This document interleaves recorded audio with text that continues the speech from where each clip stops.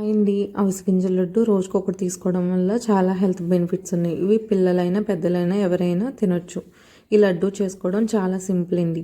ముందుగా ప్యాన్ పెట్టి 1 కప్పు అవిసె గింజలు వేసుకొని అవి మీడియం మంటలో రోస్ట్ చేసుకోవాలి. అదే కప్పుతో 1 కప్ పల్లీలు 1 కప్ బాదం వేసుకుని అవి కూడా మీడియం మంటలో రోస్ట్ చేసుకోవాలి. తర్వాత 1 కప్పు నువ్వులు అవి చిటపటలాడేంత వరకు ఫ్రై చేసుకోవాలి. తర్వాత ఇందులోకి 2 యాలకులు వేసుకుని మనం ముందుగా ఫ్రై చేసుకున్న డ్రై ఫ్రూట్స్ ఫ్లెక్స్ సీడ్స్ వేసుకుని మిక్సీ పెట్టుకోవాలి.